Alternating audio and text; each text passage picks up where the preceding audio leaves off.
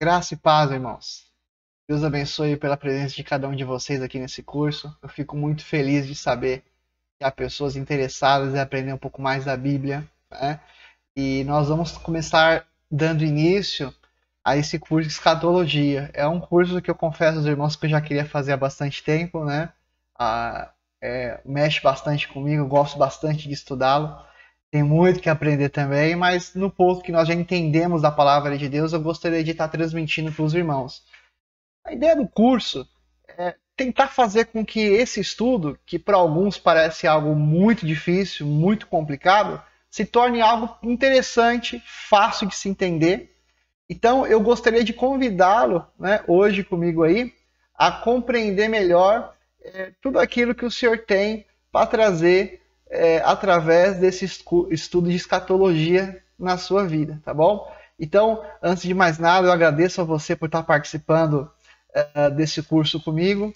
E quero que você se motive a partir dessa primeira aula a persistir, tá bom? Porque é um estudo extenso, não dá para falar de escatologia em pouco tempo, tá bom? Nem dá para resumir muita coisa. Então a gente tem que ser muito preciso naquilo que nós entendemos, né? Procurando sempre aprender coisas novas. É um estudo que não está fechado, né? Para vocês terem uma ideia, hoje nós temos pelo menos aí umas 3 vertentes bem conhecidas de estudos aplicáveis em cima desse tema, e que até então nenhuma das 3 se completam, né? Você vê muitas coisas ainda que precisam ser desenvolvidas melhor no estudo. Mas acredite, irmãos, é um estudo muito importante, tá bom? O Senhor Jesus deixou escrito, revelou ao seu servo João e a outros apóstolos também na palavra de Deus, dando a certeza de que ele voltaria e explicando várias coisas que seriam muito importantes para que eu e você pudesse compreender. Então, antes de mais nada, obrigado por estar aqui. Persista, não pare no meio do caminho, tá bom? Estude de verdade isso. Isso não tem a ver comigo, não tem a ver com nada, tem a ver com você. É muito importante que a palavra de Deus venha a ser estudada, para que você não se veja, né?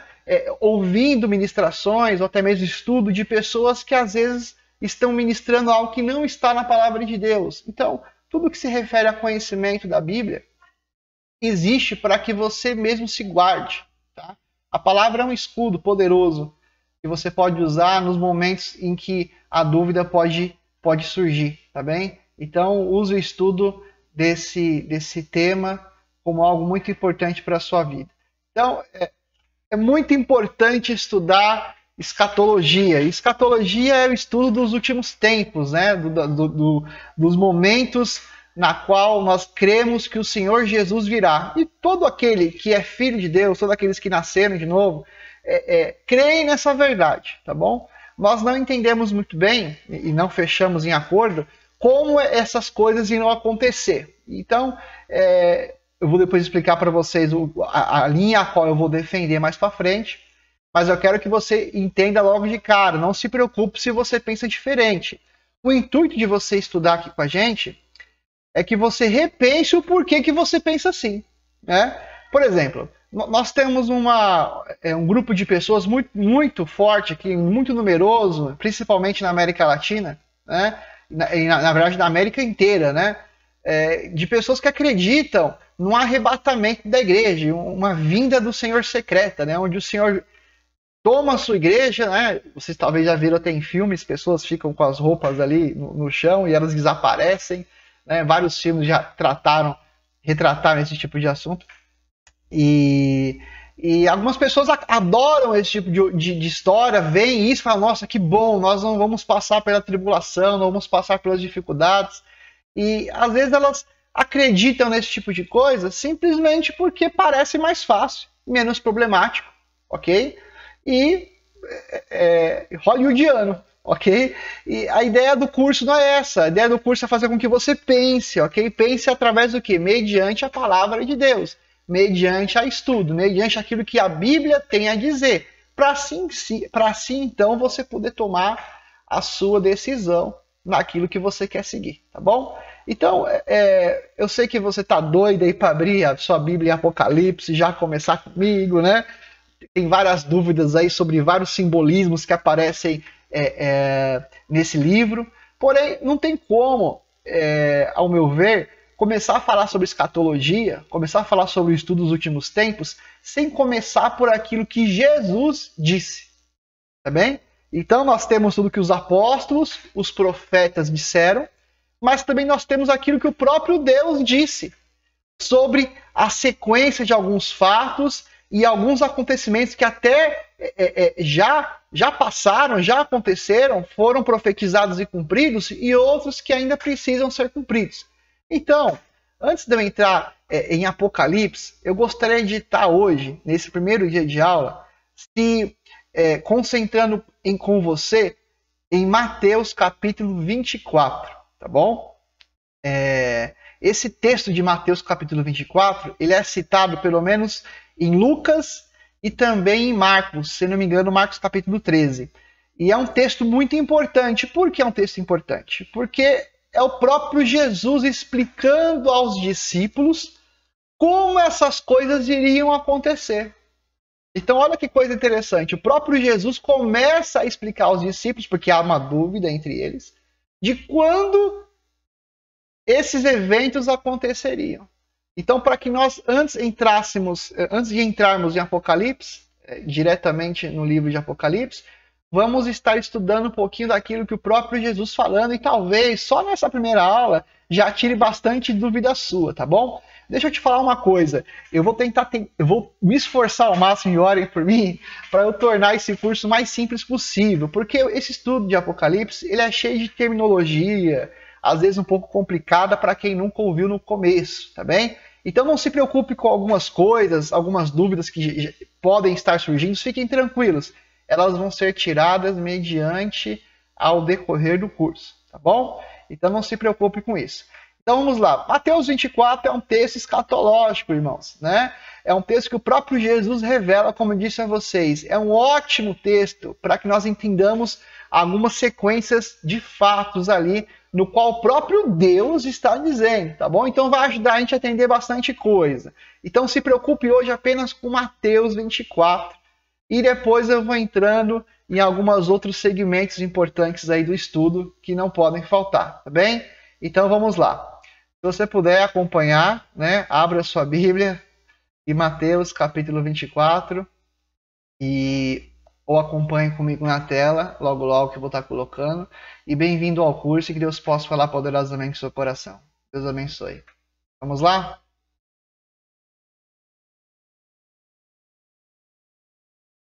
Então vamos ler um pouquinho do texto aqui e depois a gente vai estar comentando esse texto conforme nós formos lendo, tá bom? Então acompanhe comigo. Mateus capítulo 24. Jesus saiu do templo e enquanto caminhava, os seus discípulos se aproximaram para lhe mostrar as construções do templo. E ele, porém, lhe disse: vocês estão vendo essas coisas? Em verdade lhes digo que não ficará aqui pedra sobre pedra que não seja derrubada. Jesus estava sentado no Monte das Oliveiras, quando os discípulos se aproximaram dele e, em particular, lhe pediram... Deixa eu só trocar minha tela aqui, irmãos. Lhe pediram: diga-nos quando essas coisas vão acontecer e que sinal haverá da sua vinda e do fim dos tempos. Então, vamos parar só um pouquinho aqui. Preste atenção, irmãos. Olha o que os discípulos estão falando aqui. Olha, explica pra gente quando é que essas coisas vão acontecer. Olha que legal. Né? Em que momento que isso vai se dar? Em que momento da história que isso vai acontecer? Que sinal vai acontecer? Então a dúvida aqui dos discípulos é justamente quando essas coisas vão acontecer, porque afinal de contas eles estavam andando com Jesus próximo daquele templo, né? Para quem não sabe, esse é o templo de Herodes, tá bom? Herodes estava reconstruindo o templo, estava reformando ele, deixando ele maior, e a reforma começou até antes de Jesus nascer. Porque os outros templos já haviam sido destruídos, o templo de Salomão já havia sido destruído. Então, nesse exato momento aqui, o templo está sendo reformado. Então, os discípulos olham aqui e falam: mas como? Né? Imagina os discípulos olhando para Jesus e falam: mas como é que isso aqui vai ser tudo destruído? E o que ele está falando? É nos últimos tempos? Então explica para a gente quando é que essas coisas vão acontecer. Então, ou seja, é legal nós começarmos por esse texto, porque fica claro aqui que a resposta de Jesus é simplesmente para responder para eles o que eles estão perguntando. Alguns estudos de Apocalipse acabam usando um monte de retalho de versículo para lá e para cá, né? Às vezes, muitas vezes fora de contexto. Então, o texto de Mateus 24, acredite, é um texto escatológico. E o que é mais legal é que é o próprio Jesus respondendo. Então, vale muito a pena a gente acompanhar aquilo que o próprio Jesus está dizendo, tá bem? Então, vamos entender melhor aqui onde Jesus está querendo chegar. Então, Jesus responde o seguinte para os seus discípulos, após a pergunta. Acompanhem comigo. Tenham cuidado para que ninguém vos engane. Porque muitos virão em meu nome, dizendo, eu sou Cristo, e enganarão a muitos. E vocês ouvirão falar de guerras e rumores de guerras. Olha só, vocês ouvirão falar de guerras e rumores de guerras. Fiquem atentos e não se assustem, porque é necessário que isso aconteça. Mas ainda, olha o que Jesus está querendo dizer aqui. Presta atenção, irmãos, não é o fim. Então, nós vamos ouvir de guerras e rumores de guerras, mas Jesus disse que é o fim? Não é o fim. Veja bem, quanto de guerra já aconteceu desde que Jesus ascendeu aos céus? Irmãos, desde quando Jesus ascendeu aos céus, a igreja estava começando a ser perseguida. Nero, né, ou a situação caótica da cidade, fez com que Roma pegasse fogo. Pessoas entraram em guerras, países contra países, nações contra as nações. Nós já passamos por 2 guerras mundiais. Imagina uma pessoa, um cristão na Segunda Guerra Mundial imaginando, né? Nossa, acho que agora Jesus vem. Eu acho que agora é a hora de Jesus vem. Então veja bem, irmãos, Jesus vir. Mas deixa eu te falar uma coisa. Guerra e rumor de guerra não é um sinal da vinda do Senhor. É um sinal de que Ele está vindo. E tem muita gente achando que é no meio do caos. No meio do caos que elas vão ter a certeza de que Jesus vai voltar. Vocês vão ver que isso não é verdade. Tá bom? Então, quando você passa a ler melhor a Escritura, logo, só nesse comecinho aqui, você pode ver o próprio Jesus explicando que, olha, vai ter guerra e rumor de guerra, mas ainda não vai ser o fim. Há coisas que precisam acontecer antes que ele venha. E vamos ver, então, a sequência desses acontecimentos, né? Fiquem atentos e não se assustem. Ok, porque é necessário que isso aconteça, mas ainda não será o fim. Porque nação se levantará contra a nação. Você já deve ter visto isso bastante, né? Reino contra reino. Haverá fome e terremotos em vários lugares. Porém, todas essas coisas são os princípios das dores, irmãos. Sabe o que é princípio das dores aqui na palavra? Eu vou explicar para você com uma analogia de uma mulher com contração para ter um filho. Então, aquela contração que vai mudando o seu tempo de hora em hora, né? Ela vai diminuindo, ou vai aumentando, eu não sei muito bem. Isso acontece por quê? Por causa da gravidez e porque a criança está chegando. Então, veja, se a criança está chegando, os primeiros sintomas são as dores. Os princípios de dor já incomodam, já dão uma ênfase de que algo está para acontecer, mas ainda não aconteceu. Ainda não é o fim, né? Então esses são os princípios das dores. É mais ou menos nesse conceito aqui para que você entenda esse versículo 7. Então, acredite, todo esse caos no mundo, todas essas coisas que você está vendo acontecer, todos esses problemas, né, sociais, econômicos, guerras, países contra países, são tudo os princípios da dor.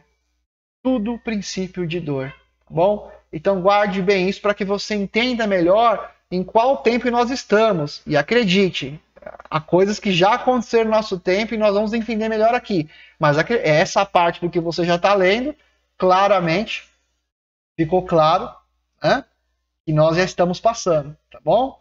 Então olha o versículo 9 agora dando continuidade. Vocês serão entregues para serem maltratados e eles os matarão.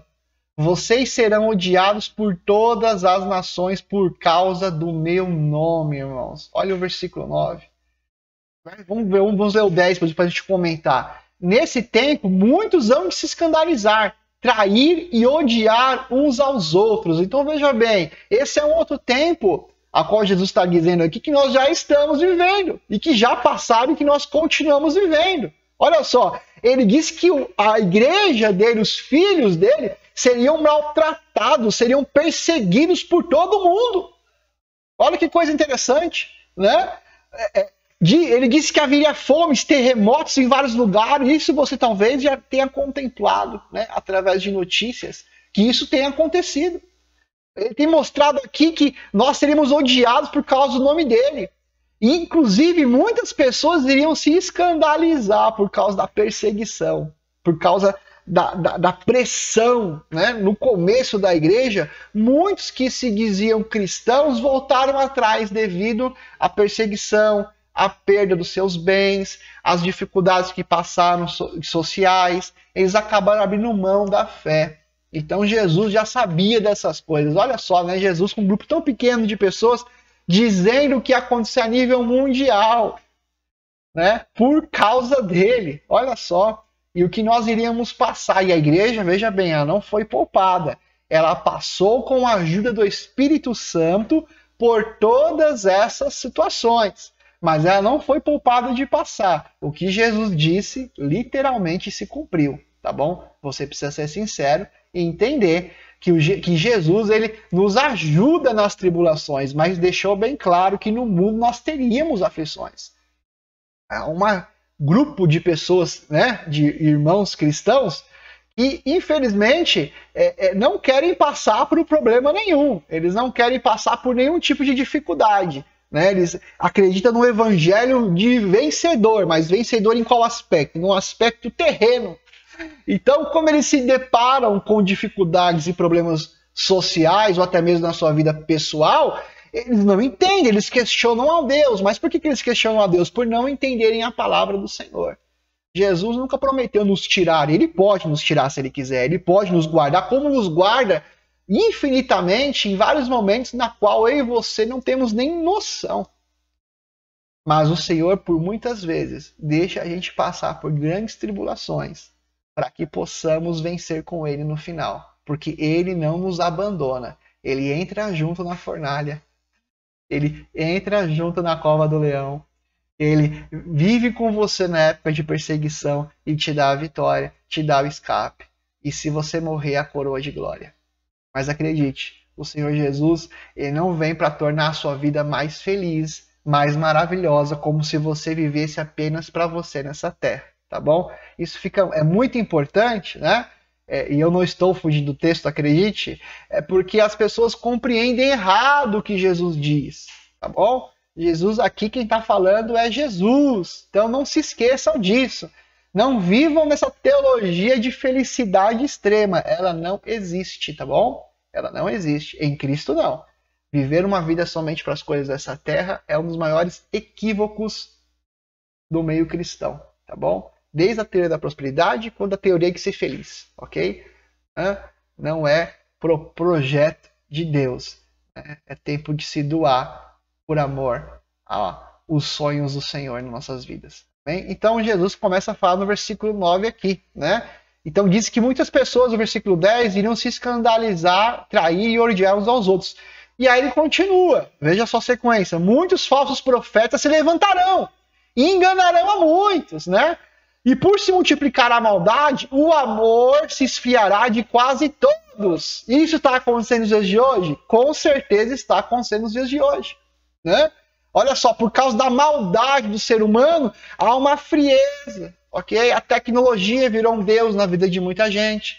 O dinheiro virou um Deus na vida de muita gente. A ganância, o nosso problema de moralidade que existe desde o Éden, tem a cada dia mais aumentado ao ponto de nós buscarmos uma vida somente para nós mesmos.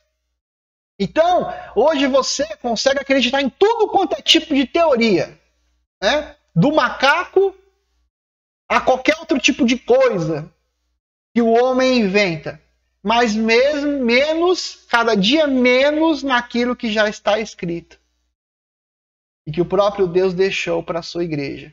Interessante isso, né? É algo que nós precisamos analisar e pensar com calma, irmãos. Isso é uma realidade que muitas pessoas não compreendem. o amor está se esfriando. Porque há outras demandas tomando o lugar de Deus em nossas vidas. Tá bom? Não em nossas, eu creio que não, mas você está compreendendo hoje.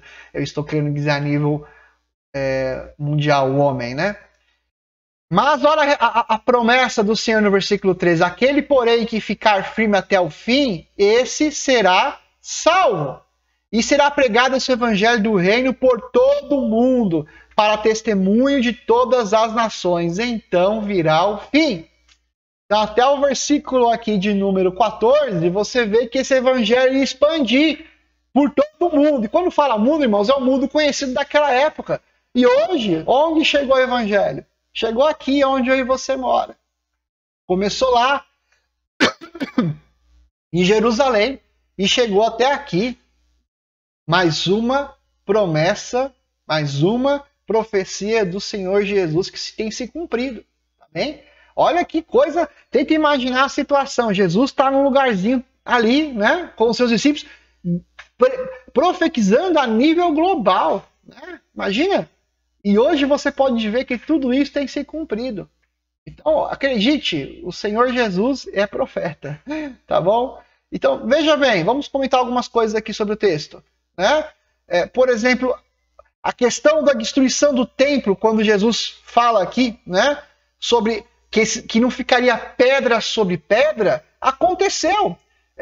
Vespasiano, que era imperador na época de Roma, mandou seu filho, o general Tito, que depois virou imperador também, para invadir Jerusalém lá no ano 70. E quando ele invade Jerusalém, ele destrói o templo. Aquele mesmo templo que você viu Jesus dizendo que não vai ficar pedra sobre pedra. General Tito vai e invade. Isso é história, tá bom? Pode procurar agora. Dá um Google aí para você ver. E quando o general Tito invade Jerusalém, a profecia de Jesus se cumpre logo naquele momento ali. E aquele templo não fica pedra sobre pedra. Que coisa, irmãos. Né? Todo esse... E a Bíblia ela está recheada de coisas demonstrando, né? Que esse sistema religioso, essa coisa que as pessoas declaravam o seu afeto, o seu amor, né? Porque os discípulos já se maravilhavam com aquelas coisas. E para Jesus aquilo não queria dizer absolutamente nada. Deus acaba com todo o culto, que nunca foi de coração, mas simplesmente um culto voltado a pessoas que eram religiosas, ritualistas, mas que nunca entregavam seu coração de verdade a Deus. E o julgamento foi esse. Né? Então, interessante que irmãos, todo o sistema religioso que engana o povo é um tipo de anticristo. O anticristo vai aparecer, ele vai vir, nós vamos ver isso no decorrer aqui de Mateus capítulo 24, mas é para você ver que todo esse sistema maligno é um sistema já caído e que, por muitas vezes, tem levado pessoas ao engano. O catolicismo, né, coloca mediação de Maria e santos, purgatório, indulgência, inventando coisas que a Bíblia nunca disse. Né? Até mesmo os protestantes, alguns, né, que colocam prosperidade acima da devoção de Jesus. Pregação. Deixa eu trocar aqui de tela para você conseguir ler melhor.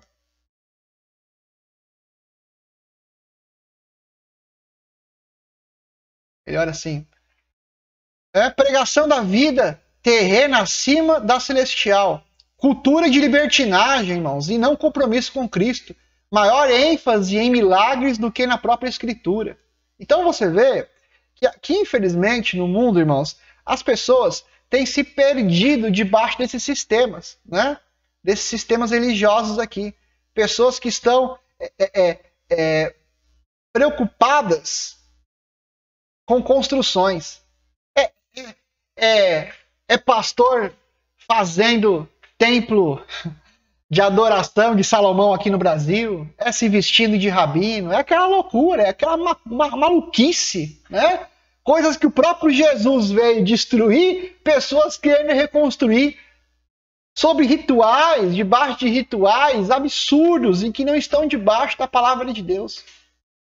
Se prega totalmente mentiras mas parecendo verdade. Sistemas, irmãos, que estão destruindo o mundo, estão destruindo e enganando, que é o pior, irmãos, que é o pior, enganando o povo de Deus. Enganando o povo de Deus. Toda religião que nega que Jesus é o Cristo é um tipo de anticristo. 1 João capítulo 2, versículo 22. Né? Então, olha só, Jesus está se levantando contra todo esse tipo de coisa. Veja bem. Então, olha as coisas que ele já está mostrando que iriam acontecer. Eu até fiz um panorama aqui, né? Eu pontuei alguns pontos e para que você lembre, né? Pessoas que viriam dizer que é o Cristo, já aconteceu diversas pessoas no mundo dizendo que é. Guerras e rumores de guerras, nação contra nação, fomes, terremotos, tudo isso princípio de dor, irmãos. Tudo isso. Ele vem dizendo que nós seremos perseguidos por causa de Jesus. Muitos iriam retroceder, por exemplo, nessa época de pandemia. Toda vez que tem um caos, irmãos, mundial ou local, as pessoas perdem a fé. Muitas, infelizmente, naufragam nesse processo. E por que isso acontece? Justamente porque a fé não está firmada na rocha, e sim na areia. E a diferença de uma casa firmada em rocha ou uma casa firmada na areia é só a base. A casa em cima é totalmente parecida, é muito parecida uma com a outra. Ok? Então, há muitas pessoas que estão se perdendo justamente porque Jesus dizia que, olha, muitos iriam retroceder. Né? O amor de muitos iria esfriar. E esfriou, irmãos, infelizmente. De muitas pessoas, porque a fé não estava no lugar certo. Perseguição é algo difícil, irmãos. Problemas sociais são coisas difíceis. Por isso que a nossa fé não tem que estar voltada somente para essa vida terrena, tá bem? Então Jesus fala, né, que nós temos o quê? Que perseverar. A promessa de perseverança até o fim. Aquele que perseverasse até o fim. Jesus disse, né? Aquele, porém, que ficar firme até o fim, este será salvo. Então, existe a perseverança de todo santo. Todos os santos precisam perseverar no Evangelho. Não é uma vida de, eu não quero, quero quando eu preciso. Não, é uma perseverança. Isso é a prova de que você realmente está em Cristo Jesus. Isso faz toda a diferença. Tá bom? Então, são coisas aí, são pontos que nós entendemos que já se cumpriram e que estão se cumprindo. Até o versículo de número 14, nós vemos realmente que tudo que Jesus até agora disse tem se cumprido literalmente, irmãos. Isso não é simbólico, é literal. Por isso que Mateus 24 é muito importante para entender os processos. Então, só recapitulando, esses aqui são os pontos de coisas que Jesus disse que iriam acontecer, mas que ainda não seria o fim. Que ainda não seria o fim. Vamos ver o que Jesus continua dizendo referente a essa questão? Então, vamos agora para Mateus 24, versículo 15. Depois de ter terminado de dizer alguns pontos das coisas que iriam acontecer, ele continua dizendo: quando, pois, vocês virem situado no lugar santo o abominável da desolação, de que falou o profeta Daniel, quem lê entenda. Então, olha que interessante. Daniel ele cita, acho que mais de, pelo menos 3 vezes, quando ele escreve, sobre esse abominável da desolação. Então, irmãos, isso é muito sério, tá bom? E ele fala, quando vocês virem situado no lugar santo o abominável da desolação de que falou o profeta Daniel, quem lê entenda, então os que estiverem na Judéia fujam para os montes. Quem estiver no terraço não desça para tirar de casa alguma. E quem estiver no campo não volte atrás para buscar a sua capa. Ai das que estiverem grávidas e das que alimentaram naqueles dias. Orem para que a fuga de vocês não aconteça no inverno nem no sábado.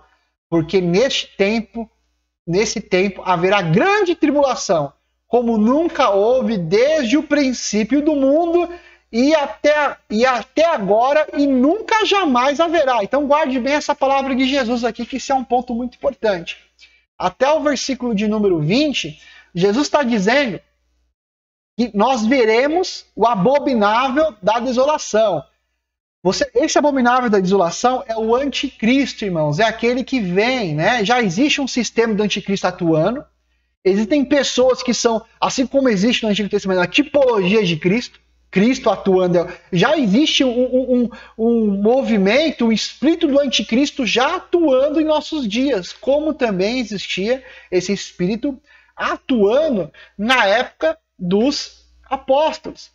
O que Jesus está querendo dizer aqui no versículo 15 é que quando vocês virem, olha, não se preocupem com as suas casas, não se preocupem com os seus pertences, fujam, porque ele está vindo, né? E ele fala que vai vir um tempo de tribulação tão grande, mas tão grande que nunca mais haverá igual a esse. Nem no tempo presente, nem no futuro. Então Jesus está querendo dizer assim, ó, quando essa grande tribulação acontecer, nunca mais vai ter algo parecido com isso.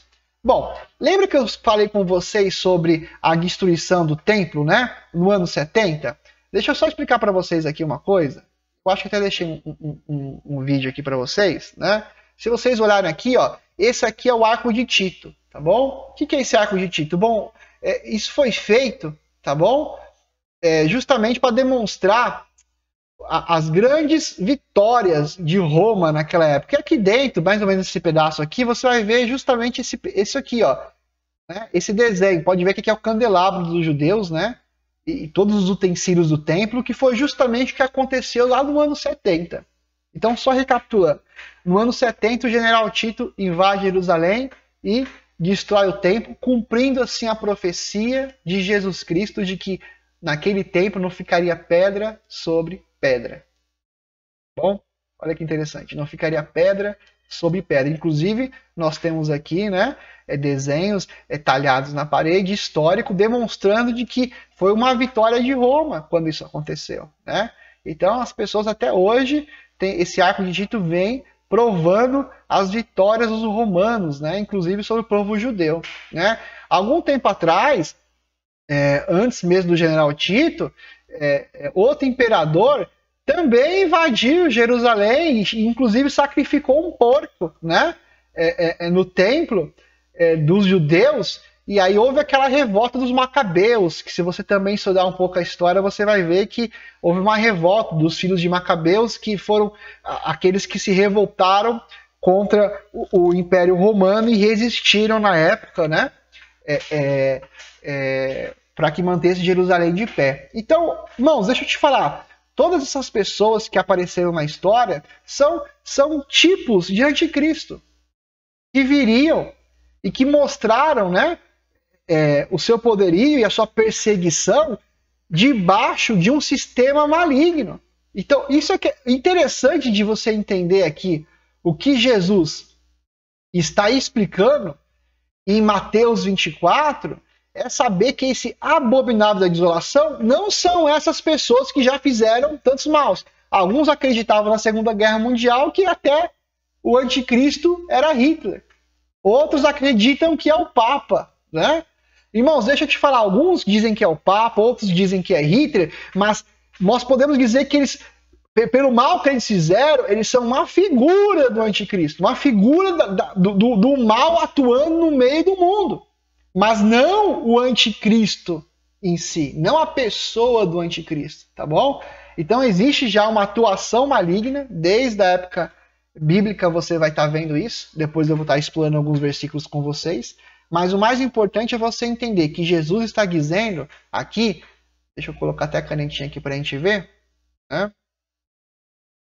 O apontador, melhor aqui, né? Que nesse tempo haverá grande tribulação, como nunca houve desde o princípio do mundo até agora e nunca mais haverá. Então Jesus está querendo dizer que não vai mais haver um dia como esse. Portanto, irmãos, esse versículo 21 ainda não se cumpriu. O que Jesus está querendo dizer aqui é que vai haver um tempo de grande tribulação, né? E quem vai ver? Os discípulos. Quem são os discípulos? Eu e você. Então veja bem, Jesus não pode voltar antes de que o anticristo se manifeste. É ele que está dizendo aqui. Deu para entender onde eu estou querendo chegar? Eu acredito que você vai, com o tempo, perceber que a vinda do Senhor não pode acontecer antes de alguns acontecimentos que ele garantiu que aconteceriam, né? Por exemplo, muitos judeus morreram na invasão de Tito quando o templo foi destruído. Foi uma catástrofe. Muitos poderiam pensar, inclusive existem alguns teólogos que acreditam que ali se cumpriu essa profecia. Não pode ser. Porque, veja bem, só no massacre judeu, no Holocausto, morreu cerca de 5 milhões de pessoas, irmãos. 5 milhões. Né? Foi uma catástrofe muito maior do que a catástrofe do ano 70, por exemplo. Então, fica claro de que, e outra, Jesus também não apareceu, né? Não voltou.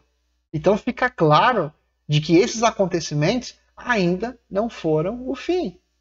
E de que não cumpriu ainda toda a promessa, que ainda existe uma promessa a se cumprir na igreja, para a igreja. E qual é essa promessa? Que ele viria, o abominável da desolação, ok? Como citado em Daniel, do capítulo 9, 27, depois você vai estar lendo, tá bem? E que nunca mais haveria uma situação como essa na Terra. Irmãos, esse momento é o momento do fim. É o momento da manifestação do anticristo, do reinado dele nessa terra, tá bom? E somente depois desse reinado, que é um reinado curto, um período curto, Cristo vem para retornar e salvar e resgatar a sua igreja, tá bem?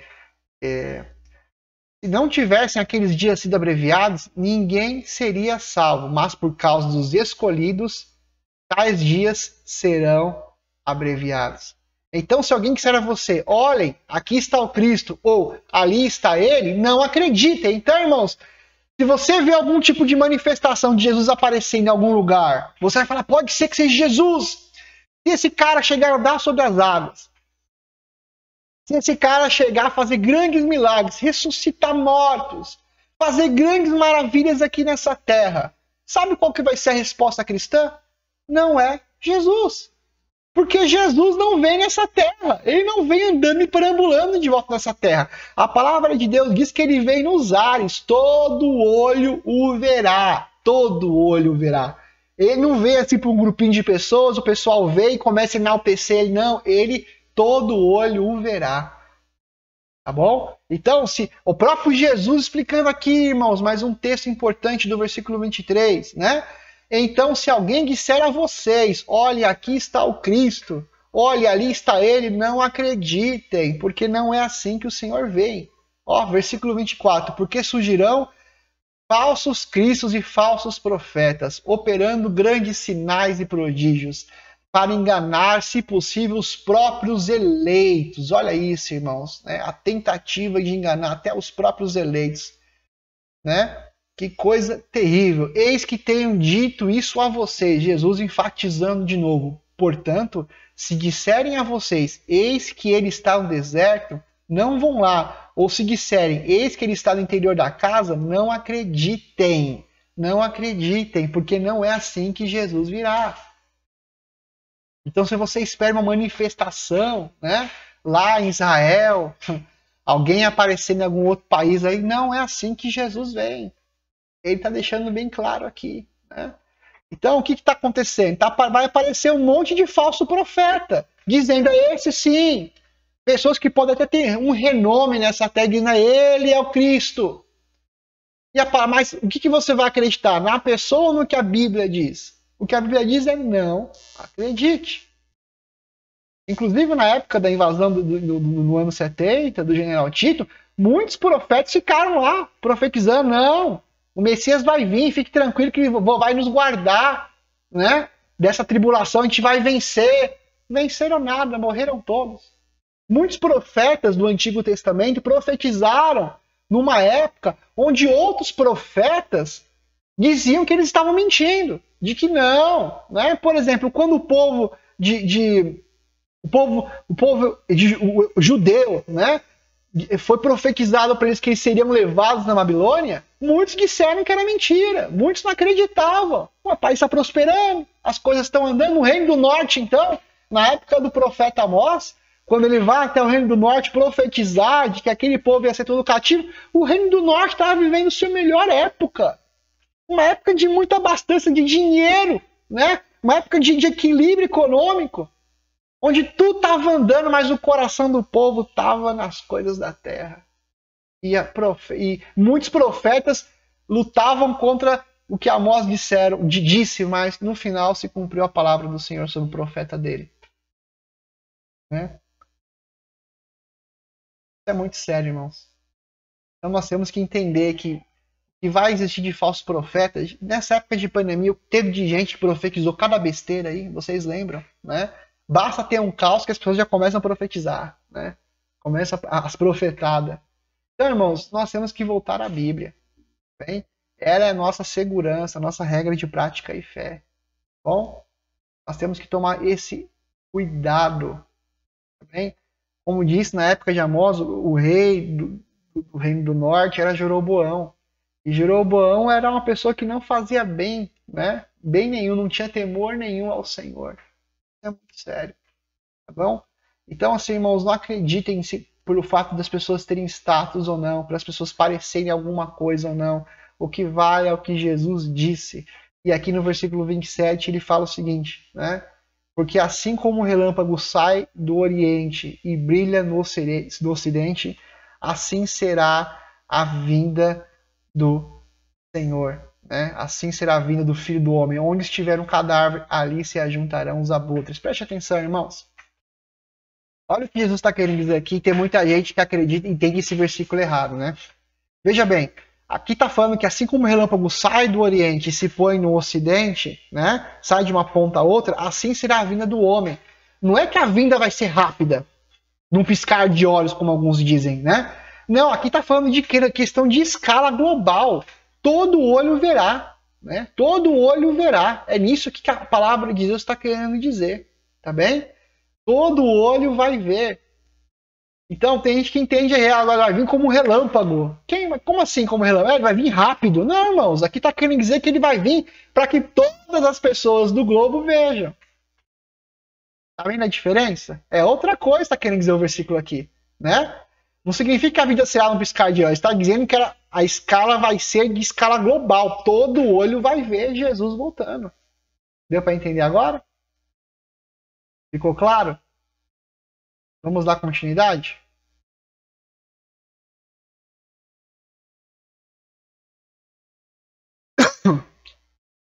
Verso 29, versículo 29. Logo em seguida, olha só, logo em seguida, a tribulação daqueles dias,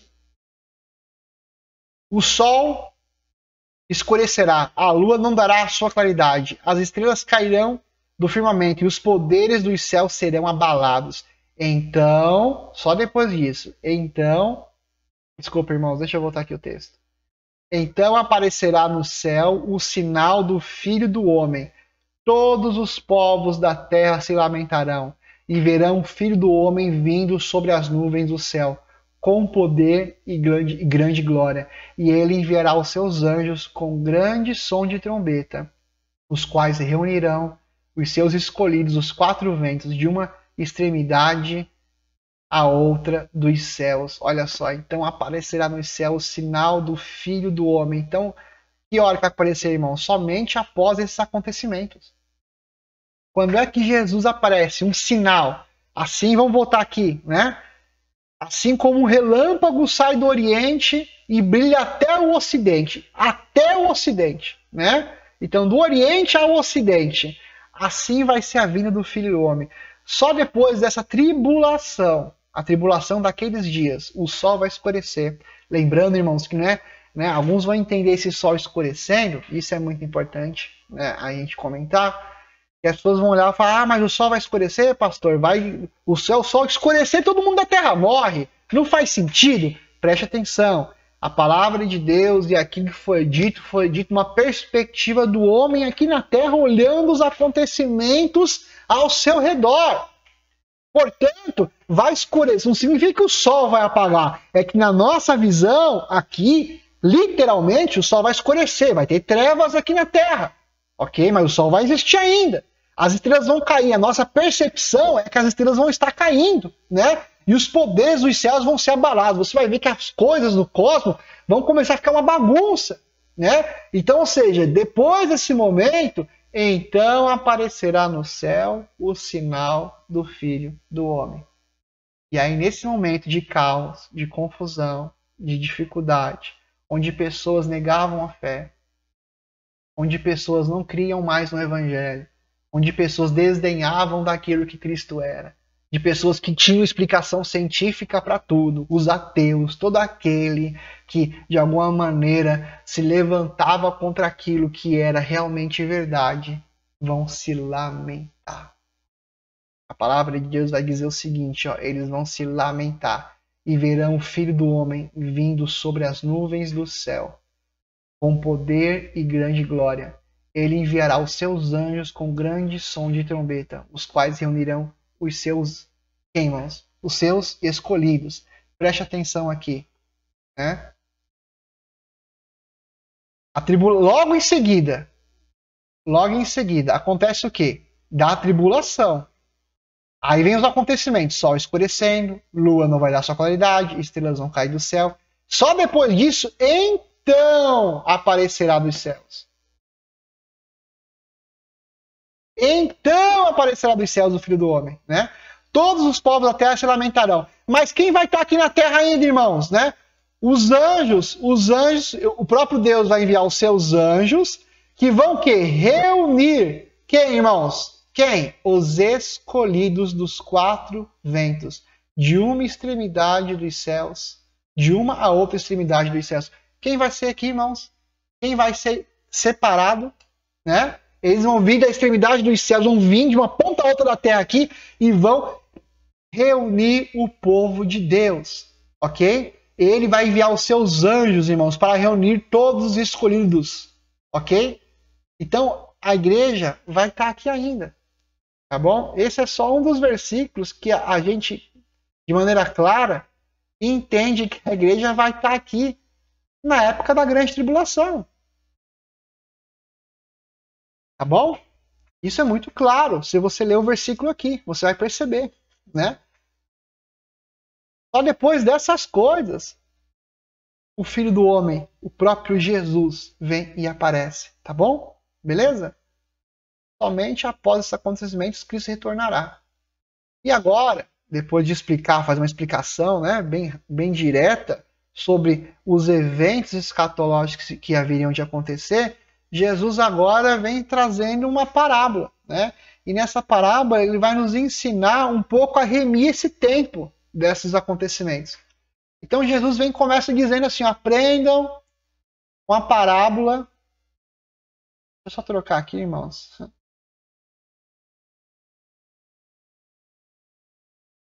Aprendam com a parábola da figueira. Quando já os ramos se renovam e as folhas brotam, vocês sabem que o verão está próximo. Assim também vocês, quando virem todas essas coisas, preste atenção, olha o que Jesus está querendo dizer aqui, irmãos. Quando vocês virem o quê? O que eu acabei de explicar. Olha que interessante. O que Jesus está querendo dizer aqui, olha, depois que vocês virem tudo o que eu acabei de explicar que irá acontecer, só depois, né, aprendam com a parábola da figueira. Jesus está querendo dizer no versículo 32 aqui, ó. Então, depois de vocês verem tudo isso, né, saibam que está próximo às portas. Em verdade vos digo que não passará essa geração sem que tudo isso aconteça, né? Passará os céus e a terra, porém as minhas palavras não passarão. Veja, irmãos, esse versículo aqui, 34, ele não está dizendo que aquele povo que vivia com Jesus teria que vir haveriam todos os sinais, assim, depois daqueles sinais Jesus voltaria. Não é isso que Jesus está querendo dizer. É um versículo muito difícil, né, e que alguns acabam interpretando, usando ele como uma maneira de remir o tempo, né? Então elas falam, então tá bom. Então, imagina um judeu naquela época, né, ouvindo o que Jesus estava querendo dizer, os apóstolos dizendo, então quando eu ver todas essas coisas acontecerem, então Jesus vai voltar. Tá, sim, o que Jesus está querendo dizer aqui é fazer uma referência com os versículos anteriores. Vamos ler o 32 de novo? Aprendam a parábola da figueira. Olha o que Jesus falou antes. Quando vocês veem os seus ramos se renovando e as folhas brotam, vocês sabem que o verão está próximo. Assim também vocês, quando virem todas essas coisas, ou seja, os acontecimentos que eu acabei de dizer para vocês aqui, todo esse mundaréu de coisa aqui, saibam que está próximo às portas, ou seja, saiba que eu estou chegando, ok? Que eu estou chegando. E os judeus naquela época viram? Irmãos, viram tudo isso, como eu disse para vocês, depois de alguns anos, o general Tito invadiu. Eles viram o templo sendo destruído, eles viram guerras, rumores de guerras, pestes, perseguição religiosa, que aqueles homens sofreram por causa de Cristo Jesus. Eles vivenciaram todas essas coisas, porém, nem todos os acontecimentos já tinham acabado. Eles viram todos eles, mas nem todos os acontecimentos ainda teriam acabado. A maior prova é que continuou tendo guerra, continuou tendo peste, né? Ainda estamos em uma pandemia, tá bom? Então você vê que, ou seja, aquela geração, alguns vão interpretar dessa maneira o versículo 34, que aquela geração é a geração dos salvos, aquela geração daqueles que criam em Cristo, que ainda continua nos dias de hoje.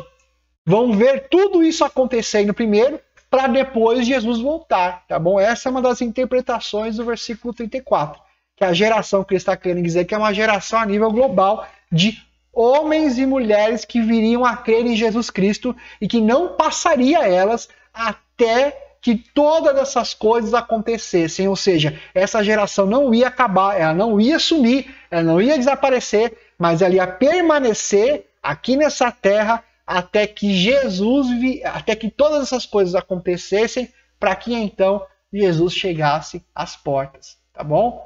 Fique claro isso daí. A palavra de Deus diz no versículo 35, passarão os céus e a terra, porém as minhas palavras não passarão. Mas a respeito, olha só, irmãos, Jesus já aqui, né, na sua sabedoria, já vem explicando aqui, mas a respeito daquele dia e hora, ninguém sabe, nem os anjos do céu, nem o Filho, senão o Pai. Veja bem, o que Jesus está querendo dizer aqui no versículo 36 é que naquele grande dia, o dia do Senhor, o dia que ele vai retornar, ninguém sabe. Ninguém sabe. E ele vem falando que nem os anjos e nem o Filho. Irmãos, preste atenção. Jesus hoje, ele sabe, tá bom? Ele sabe, ele está com o Pai em glória, e agora ele está em glória plena, ele está em toda a sua glória, porque ele se esvaziou, tá bom? De si mesmo, lembra disso? Então Jesus veio e se esvaziou de si mesmo.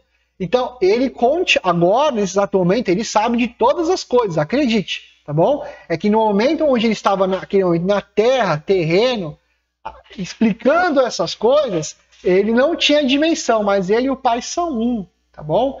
Mas aqui é mais uma prova, no versículo 36, de que nós não devemos ficar marcando data para a volta de Cristo, tá? Pessoas que fazem isso erram demais. Olha, os testemunhos de Jeová já marcaram tantas datas que, olha, é de perder a conta se você dá uma olhadinha depois dar um Google aí. Você vai ver que os caras marcaram data para a volta de Jesus e erraram, claro que erraram, né? Algumas ramificações dos adventistas também, né? William Miller, dentre outros também que acabaram tentando marcar data, né? E tem alguns também na nossa época que tentaram, tá bom? Irmãos, olha o versículo 36, né? Quem sabe é só o Pai. Né? O Pai e o Filho são um, só eles sabem essas coisas. Então a gente quer ficar tentando resolver coisas que nem a Bíblia resolveu. Né? Então quando você vê esse tipo de coisa, fuja disso daí, irmão, em nome de Jesus, tá bom? Pelo amor de Deus. Pois assim como nos dias de Noé, vem mais um aqui, mais uma analogia que está sendo feita aqui, né? Olha como é que ele vai vir, né? Pois assim como nos dias de Noé, assim será também a vinda do Filho do Homem. Então, para aqui um pouquinho, no versículo 37, e tenta imaginar comigo. Jesus agora está dando uma dica muito importante. Olha, a data, o dia e a hora, ninguém vai saber. Beleza?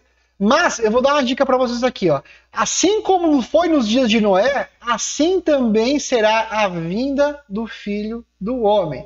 Então, a maior referência da vinda do Filho do Homem é os dias de Noé. Vamos ver o que Jesus fala sobre esses dias? Ele fala o seguinte, ó. Pois assim como nos dias anteriores ao dilúvio, eles comiam, bebiam, casavam e davam-se em casamento. Ou seja, aqui é um conceito de farra, entendeu? vivendo a vida adoidado, na época da extrema fritada, tá tudo bem, tá tudo tranquilo, até o dia em que Noé entrou na arca. E lembre-se que enquanto Noé construía a arca, a palavra era pregada. A arca era a maior pregação de arrependimento. Né? Noé, no meio do deserto, apontando para algo que ninguém imaginava, porque era improvável. Pensem, irmãos, comigo. Uma arca no deserto é coisa de louco, é improvável. Não é a mesma coisa de imaginar o cristianismo e todas as profecias de Jesus para os dias de hoje? Se você mostrar isso aqui para o mundo, para as pessoas que não creem, eles vão dizer, você está maluco, o mundo está bem, nós estamos crescendo em tecnologia, acabamos de inventar uma vacina para o vírus, está tudo andando, a economia vai voltar, as coisas vão andar, eu vou viver a minha vida, eu vou ser feliz. Que Jesus vai voltar o quê? Você é maluco.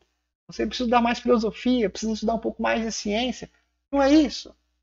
É a mesma coisa, irmãos. Olha o que Jesus está querendo dizer aqui. Olha a comparação que Jesus está fazendo aqui.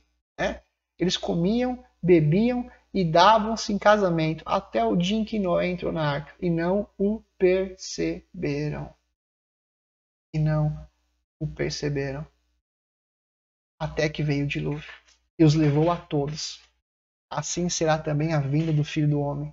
Então, 2 estarão no campo, um será levado e o outro será deixado. 2 mulheres estarão trabalhando no moinho, uma será levada e outra será deixada. Porquanto vigiem, porque vocês não sabem em que dia em que o Senhor virá o Senhor de vocês. Né? Então, olha que interessante. Alguns vão entender o versículo de número 40 como se uns vai ser deixado e outros vai ser levado. Uma mulher vai ser deixada, uns vão interpretar isso daqui como arrebatamento da igreja. Né? Então, olha que interessante. Eles estão aqui tentando trazer um conceito de arrebatamento.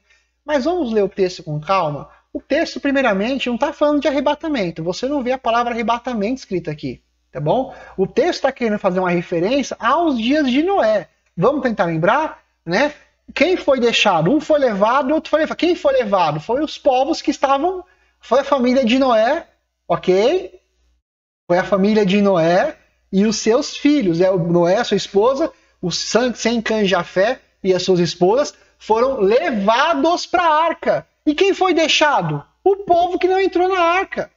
E morreram todos.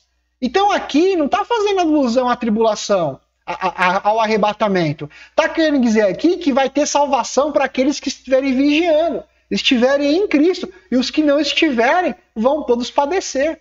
Preste atenção. Não está falando de arrebatamento esse versículo aqui, tá bem? É isso. Está fazendo uma referência aos versículos acima, que é a história de Noé, fazendo a comparação de como será a vinda do Senhor. Será como dos filhos do homem. Deus vai fazer separação. O que Deus está querendo dizer aqui é que eu não vou salvar ou arrebatar a igreja instantaneamente. O que Jesus está querendo dizer assim é que quando eu vir e as pessoas estiverem desapercebidas, eu vou tomar o que é meu e eu vou deixar o que não é. Eu vou separar o joio do trigo.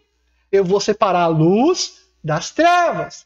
Eu vou separar aquele que tem a marca do sangue de Jesus daqueles que não têm. É esse tipo de separação. Podemos até fazer uma alusão à época do Egito. Né? A garantia não era o fato de ser hebreu, a garantia era o fato de ter o sangue nos umbrais da porta. Era isso que separava.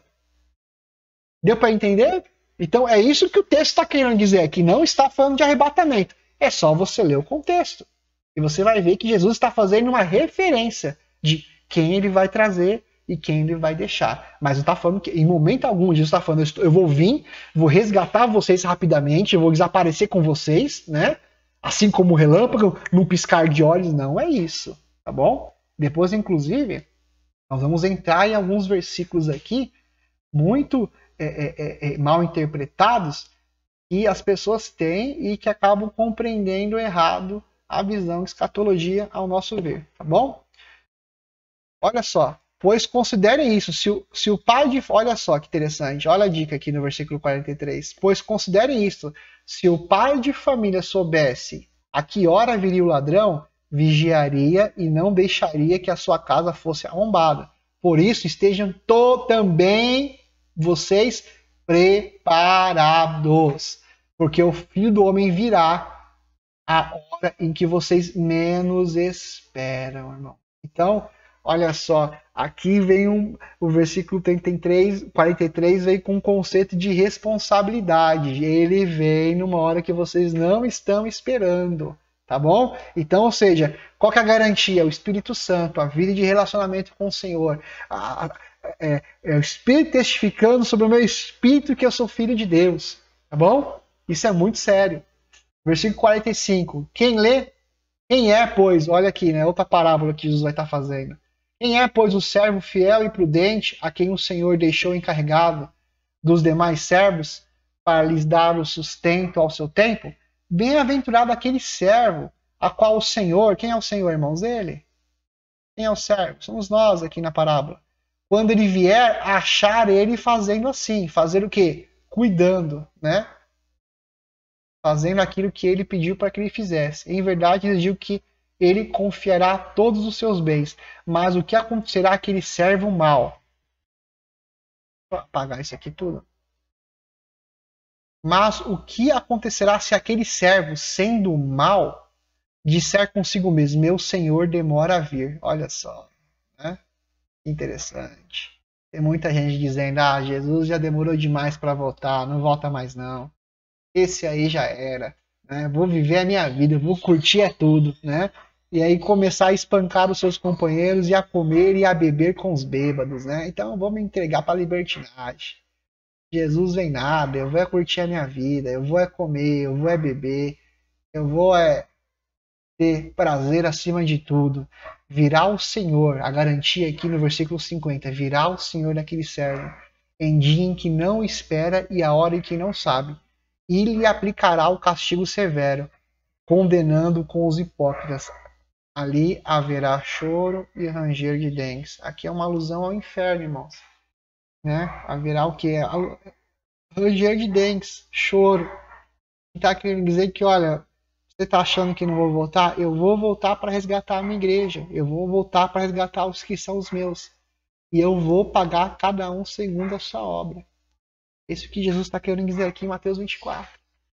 Então, é muito interessante você ver, lendo o texto, fica claro a sequência de acontecimentos, né? A sequência de coisas que Jesus disse que iria acontecer e que só depois que o abominável da desolação aparecesse, né, ele viria, ok? Então, Jesus, ele no texto, você não vê aqui em momento algum nenhum tipo de vinda de Jesus invisível. Muito pelo contrário, você vê uma vinda onde todo olho verá, onde todas as pessoas vão estar contemplando ele chegando, tá bem? É isso, irmãos. Eu espero que tenha ficado claro aqui, né, o texto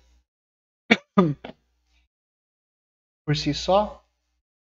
Nós vamos depois retomar alguns pontos dele. A ideia do curso Escatologia é eu fazer um panorama bem rápido sobre o capítulo e depois eu vou fazer um vídeo um pouco mais curto explicando alguns pormenores, né? Porque eu quero deixar tudo muito bem explicadinho para vocês. Então, toda aula vai ter um complemento, tá bom? Então vai existir a aula 1 e vai ter a complementar.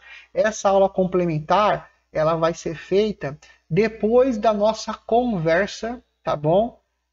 Na primeira aula. Então, eu vou estar reunindo as dúvidas de vocês, algumas estarei respondendo via chat, né? Que vai ser fechado para a igreja local. E eu vou estar pegando as perguntas mais importantes e estar respondendo elas nesse segundo vídeo complementar, para estar fechando todo o projeto aqui, né, de cada aula que nós formos fazer, tá bom? Isso fique claro. Então, como eu disse para vocês, não se preocupe muito com terminologias, tá bem?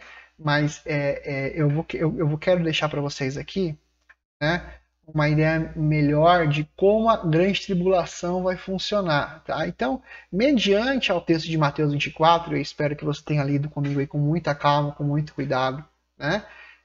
Vocês devem ter percebido já o tipo de linha que eu vou defender, tá bem? E tudo bem se você pensa diferente, não há problema pensar diferente, tá bem? Eu vou chegar lá. Eu quero mesmo que você pense diferente, Mas eu quero que você pense diferente, ao menos estudando, tá bom? Não adianta você crer no arrebatamento da igreja, né? Em que a igreja não vai passar pela grande tribulação, simplesmente porque você tem medo de passar. Simplesmente porque parece uma teologia mais fácil. Eu quero que você creia nela, estudando ela, procurando ver se realmente ela faz sentido ou não. Aí tudo bem. Porque isso não nos deixa de ser irmãos, isso não nos faz ser menos cristãos, todos somos salvos, ok? Todos nós acreditamos que Jesus vai voltar nas nuvens, ok? E que a igreja vai encontrar ele nos ares, todos nós acreditamos nisso, ok? Mas que seja através da leitura da palavra, não por medo ou porque eu vi num filme. Não pode ser assim. A escritura não pode ser negligenciada, tá bem? É isso que eu quero que você compreenda muito claro aqui no estudo. E muitas pessoas, elas preferem o mais fácil, né? Preferem o mais fácil, crer, né? No mais simples, no mais fácil, porque ou no menos doloroso, né? Eu mesmo gostaria de que a ideia do da pré-tribulacionismo, né? De que nós não passaríamos por ela, fosse verdade, mas eu não consigo encontrar base, tá bom? Na palavra de Deus para isso daí.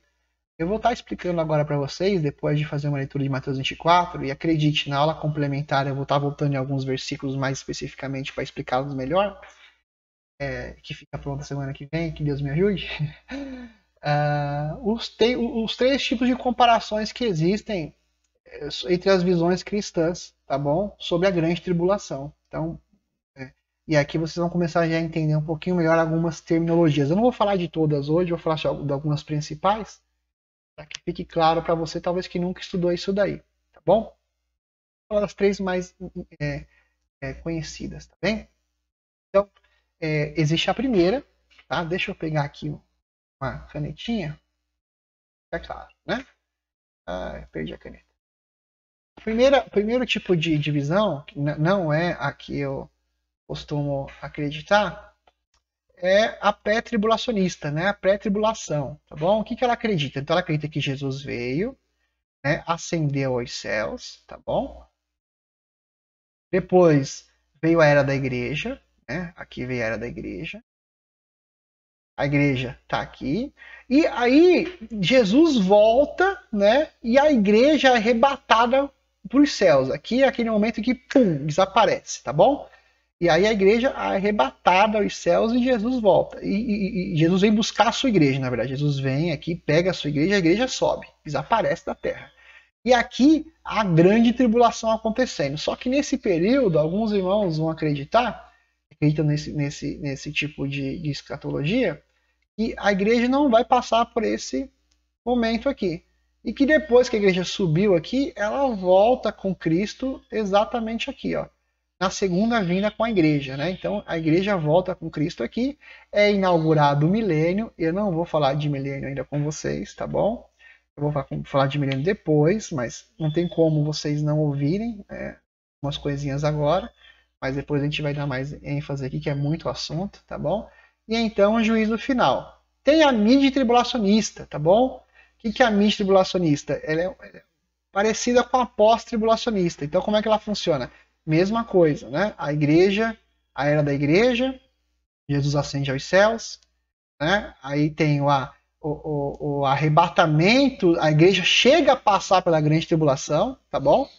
E a igreja no meio, bem no meio da grande tribulação, né? Porque alguns vão entender que o reinado do anticristo vai durar cerca de 7 anos, então eles dividem um período entre 3 anos e meio de paz e 3 anos e meio de guerra, e que nesse primeiro período a igreja sobe, ok? Jesus resgata ela passa por um primeiro processo, mas ela não passa por toda a tribulação, e que depois ela volta com Jesus aqui, né? Na sua segunda vinda. Então o milênio é inaugurado, e aí então o juízo final acontecendo.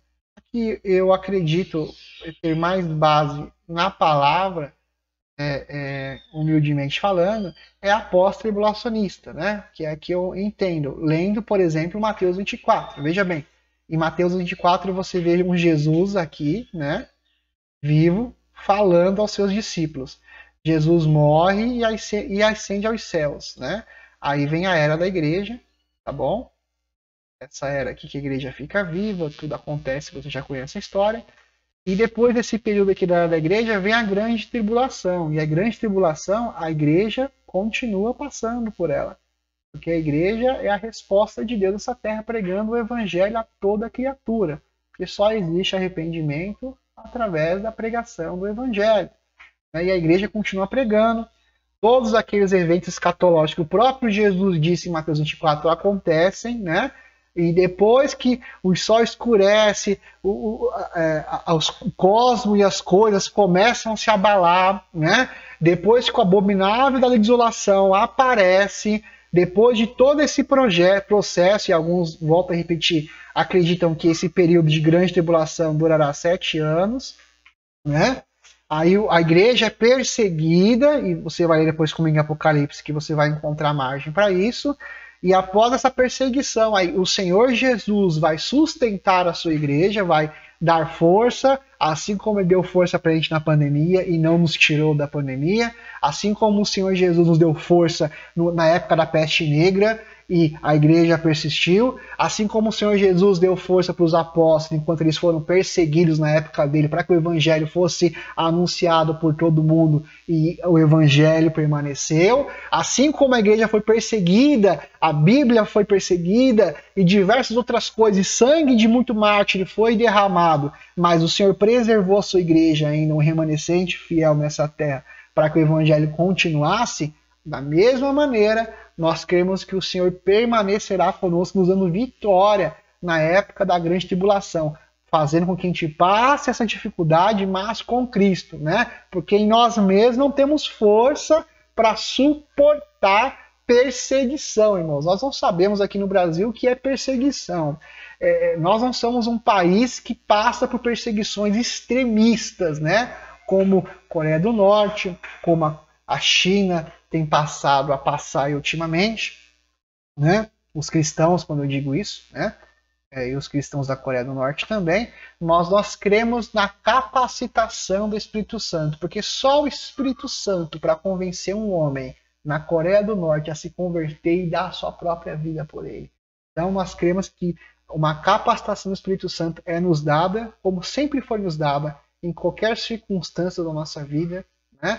Para que nós passamos por esse processo, e então, nesse mesmo momento, né, o Senhor Jesus vem, resgata a sua igreja, e a sua igreja já automaticamente inaugura o reino milenar com Cristo aqui nessa terra, tá bom? Então, pode ver que até coloquei uma estrelinha aí, que é o que, lendo, agora eu faço um desafio a você, né? Leia Mateus 24, de novo, com bastante calma, de preferência uma Bíblia de fácil leitura, você que está começando agora, uma NVI, uma NVT, né? Vai ler lá com calma, e depois você me fala o que parece aqui, lendo o que Jesus disse, tá bom? Veja que eu tentei fazer o possível aqui com vocês, para não ficar explorando outros versículos, né, separados, embora tenha muita coisa que até ajude dar base para aquilo que está escrito em Mateus 24. Eu ainda vou fazer isso. Mas hoje eu não quis fazer isso para te mostrar que só o texto de Mateus 24, e eu recomendo você ler também Marcos capítulo 13, tá bom? Que é a mesma história de Jesus, o mesmo relato de Jesus ali. Por si só o texto já é bem claro. Por si só o texto já responde muita coisa. As sequências de acontecimentos, a volta de Jesus nos ares, a aparição para que todo olho veja, a escala de que isso ia acontecer após determinados acontecimentos, uns que já aconteceram, outros que foram até mesmo manifestações do anticristo já aqui, mostrando que um anticristo virá no futuro, né? São coisas que você vai estar lendo em Mateus 24 que vai te mostrar onde realmente a igreja está nesse processo todo. Jesus está falando para a igreja. Você crê nisso, né? Você precisa crer, né? Alguns vão acreditar que Jesus está falando só para judeu, né?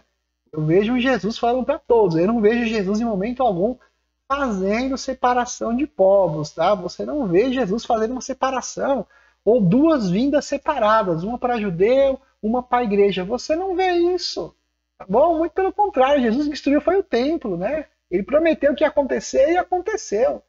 Ele não quis nem saber, né? Então a salvação está naquele que crê em Cristo, não existe privilégio para isso, tá bom? Existe todo aquele que nele crê. Tem salvação. Não vai perecer, mas vai ter vida eterna. A salvação foi para todos, nem todos responderam ao chamado. Nem todos.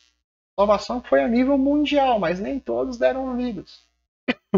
Então não existe, pelo menos eu não encontrei na Bíblia, depois se você quiser conversar comigo sobre isso, seria muito legal, nada que desse ênfase a dois tipos de vindas diferentes. A um tipo de projeto separado para Israel e igreja.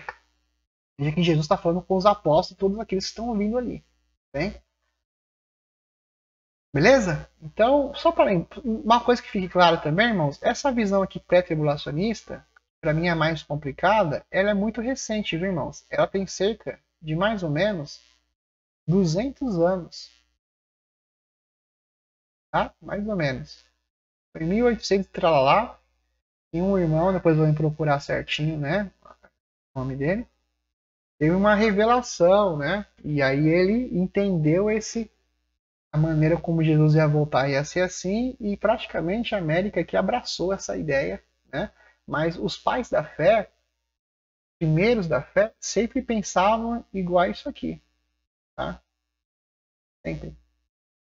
Iam em cima, entenderam a igreja, os primeiros entenderam a volta de Cristo dessa forma aqui, ó. A igreja, momento, nesse processo aqui. Essa visão, olha só, então, desde a época da morte de Cristo até 1800 e lá, ninguém pensava em pré-tribulacionismo. Começaram a pensar só depois, 200 anos para cá. Então, uma teologia até bem recente, né? Que me parece um pouco complicada em alguns aspectos aí, por isso que eu a não defendo, tá? Eu preciso ser sincero com vocês, mas respeito se você pensa diferente, mas se você estudou uma coisa sobre ela. Beleza? Vale a pena estudar, depois eu vou dar alguns relatos interessantes aqui no próximo vídeo, tá bom? Eu espero que tenha ficado claro aqui, né? Muita coisa. Imagino que você deve estar com bastante dúvida. Mas nós vamos aqui, irmãos, eu preciso ser sincero, né? Eu acho isso maravilhoso, né? Eu peguei esse panorama escatológico do pessoal do curso bíblico online, né? Eu vou até fazer questão de colocá-los aqui, né? E tem me ajudado bastante nos estudos, né? Algumas coisas nós concordamos na maneira como eles abordam e tem sido bênção em algumas explicações. Então, o panorama bíblico é deles, tá, irmãos? Curso bíblico online, né? Pastores aqui, são bênçãos de Deus. Tenho aprendido bastante aqui com eles, então eu até recomendo vocês procurarem playlists sobre Apocalipse aqui e estudarem também um pouco sobre elas, tá bom? Tem bastante conteúdo bom aqui e o panorama vem deles, tá? Então, o que nós acreditamos? É justamente isso, né? O Verbo se fez carne, Jesus habitou entre nós, Cristo morreu, ele ascendeu aos céus, Atos 1, versículo 10. Aqui fica claro, né? Você vendo aqui o texto, porque é justamente o que eu acabei de ler em Mateus 24 aqui, né? Guerras, rumores de guerras, pestes, fomes, terremotos, falsos cristos, falsos profetas, era atual, o princípio das dores, né? Que nós lemos aqui em Mateus 24. Então, depois desse processo todo aqui que nós estamos passando, nós vamos ver aqui o que? O reinado do anticristo, né? Que é o acordo de 3 anos e meio, onde é a ascensão dele, e depois dos 3 anos e meio, que é a manifestação do anticristo. Ele vai se mostrar que ele é realmente, nesse metade desse período, o pacto é quebrado, tá bom? Isso faz a referência em Daniel, capítulo 9, 27, que nós ainda não vamos estudar. Calma, hoje é a primeira aula, tá bom? Mas Daniel vai falar de 70 semanas. Nós cremos que a última semana há de se cumprir, que é justamente essa semana que está faltando, que são exatamente esses 1260 dias, os 42 meses, os 7 anos, né? Aqui por Daniel, e estão aqui nesse período. Depois da a grande tribulação e a manifestação, os santos são perseguidos, que é a igreja do Senhor, você vai ver isso em Apocalipse. Os santos são perseguidos, tá bom?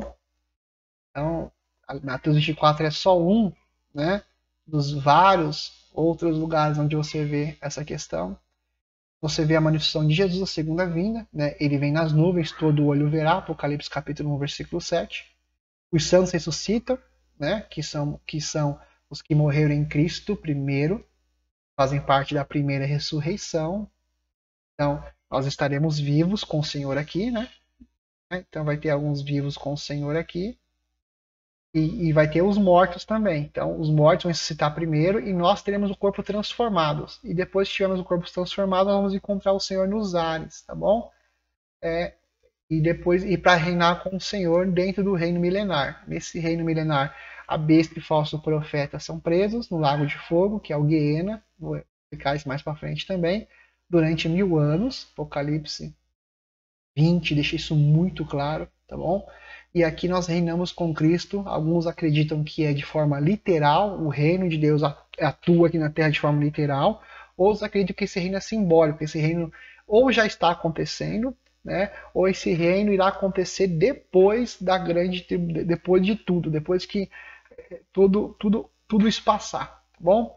E nós reinamos com Cristo. Eu acredito que o reino é literal, tá? Mas há quem acredite diferente, tudo bem. Mas eu acredito que o reino é literal. Eu acredito que nós vamos reinar com o Senhor nessa terra sim. Tá bom? Que essa terra vai ser restaurada. Ele vai reinar conosco durante 1000 anos. Então, depois dessa primeira ressurreição, haverá a segunda ressurreição, que é a ressurreição dos mortos, ok? Para o julgamento final, que é o tal do conhecido do julgamento do trono branco, né? E esse julgamento do trono branco vai ser exatamente o momento onde Cristo vem e julga cada um segundo as suas obras, utilizando os livros e o livro da vida, na qual, se o nome não for encontrado, vai ser lançado no lago de fogo, onde está a besta e o falso profeta, Satanás e todos os seus anjos também. Então, é um ótimo texto, é um ótimo, né, vislumbre aqui para você entender o projeto todo, tá bem? Do pessoal do curso bíblico online, igreja. Assista, faz muito bem. E Deus possa te abençoar. Eu vou concluir aqui que eu já falei demais, estou até cansado. Essa aula vai estar sendo transmitida na segunda-feira às 8 horas. Então, se você está vendo isso aqui agora, é porque terminando isso aqui, a hora que eu encerrar agora, a gente vai entrar em conversa pelo Meet. Só vai participar da conversa no Meet a igreja, irmãos, porque o curso é para a igreja. Estou deixando gravado para ficar mais fácil para a gente aqui, tá bom? A gente vai conversar com os irmãos, então você precisa entrar no Meet. Então, eu terminando agora aqui, eu já vou passar para você o link para você acessar o Meet. Eu vou mandar no grupo da igreja, nos grupos da igreja, e vou mandar também no chat aqui do YouTube, tá bom? Aí você clica lá e participa. Se você não clicar para não participar, você não vai poder tirar dúvida, fazer pergunta sobre o texto que a gente está lendo de Mateus 24, tá legal? A ideia é você tirar bastante dúvida e eu também ver aí alguns pontos, né? Que eu preciso voltar no texto e com muita humildade melhorar. Eu combinei com o meu professor de teologia, professor Newton Santos, da Igreja Assembleia de Deus, né? Ele é uma pessoa que tem um grande conhecimento da palavra de Deus, que vai estar me ajudando, revisando também tudo que eu estou falando aqui, se eu estou falando de uma besteira, e eu vou estar passando esse vídeo primeiro para ele. Então, o próximo vídeo complementar é muito importante que vocês assistam, tá bom? Eu vou soltar o vídeo complementar toda semana, legal? Depois do vídeo da explicação da aula. Temos muito assunto para continuar, irmãos, e eu acho que o Mateus 24 já dá uma bela de um panorama aí de muita coisa que a gente precisa ouvir, tá legal? Minha recomendação, leia o Marcos capítulo 13 também, tá bem? E se atentem a esses detalhes aqui do panorama escatológico que vocês estão recebendo. Que Deus abençoe vocês, espero ter sido o mais claro possível, que Deus me ajude, né, a explicar para vocês, porque a maior preocupação minha é fazer com que vocês compreendam, tá? Eu quero que vocês compreendam e consumam esse assunto o máximo possível, hein? Pastor Ângelo, Pastor Cláudio, Pastor Acácio, que podem ser consultados quando vocês precisarem também, e a mim também, quando vocês quiserem, podem me chamar no WhatsApp, me mandar mensagem, me ligar de madrugada, que a gente tenta ajudar da melhor maneira possível. Que Deus abençoe, obrigado por tudo, fiquem na paz do Senhor.